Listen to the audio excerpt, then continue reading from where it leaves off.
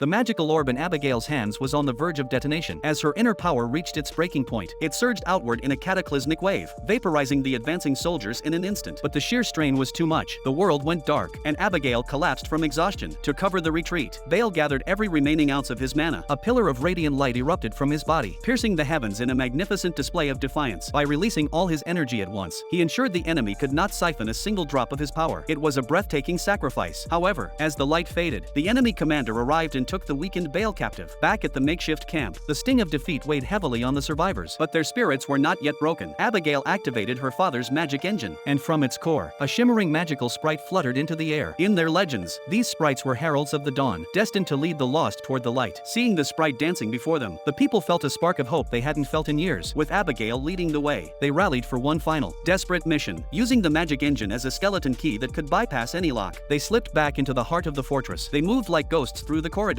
reaching the highest levels with ease. After neutralizing the guards, they liberated the captives and rescued a battered Baal. To their shock, they realized the entire upper structure was actually a gargantuan airship. With a collective effort, they brought the massive vessel to life. Abigail adjusted the engine, and the sprite flew out ahead of them, acting as a celestial navigator. They steered the leviathan of a ship out of the city, following the sprite into the unknown. For a moment, peace felt within reach as Baal began teaching Abigail the nuances of controlling her magic. But the calm was shattered when the ship drifted into a dead zone, a specialized magical barrier that stripped them of their powers. Directly ahead, a mysterious, floating monolith loomed in the sky. Inside the structure, they found a house of horrors, rows of people clinging to life as a grotesque machine overhead siphoned their life force. The device was protected by a shimmering, impenetrable energy shield. As Abigail searched the room, her eyes fell upon a rusted pocket watch. The moment she touched it, a flood of suppressed memories crashed over her. She saw her father not just a parent, but a visionary inventor. He had originally designed a magic dampening device to create a world of true equality, where no one could use power to oppress others. But the regime had twisted his dream, turning it into a monster that fed on the citizens' souls. Realizing his mistake, her father had chosen the ultimate sacrifice. He converted his entire being into memory fragments, weaving them into Abigail's mind to serve as a roadmap for the future. Her childhood memories weren't just recollections. They were a complex series of clues planted by her father to guide her to this very moment. Suddenly, the walls buckled as the regime's elite forces breached the room. Without his magic, Baal was no match for the commander's brute strength and was quickly beaten back. Following her father's internal blueprints, Abigail frantically merged three components of the engine. She positioned them to catch the light reflected through a series of mirrors. The focused energy struck the heart of the device, shattering the siphon in a violent explosion. As the machine crumbled, the stolen magic was released back into the atmosphere. Their powers returned in a rushing tide. The resistance fought back with a vengeance, the tide of battle turning in seconds. With one decisive strike, Baal finally brought the commander down. The century-long shadow of tyranny finally evaporated. The magical barrier dissolved, and for the first time in 100 years, the air tasted of salt and sunlight. Surrounded by the long-awaited hum of magic, the people stood on the deck of their ship and breathed in the sweet, intoxicating scent of freedom.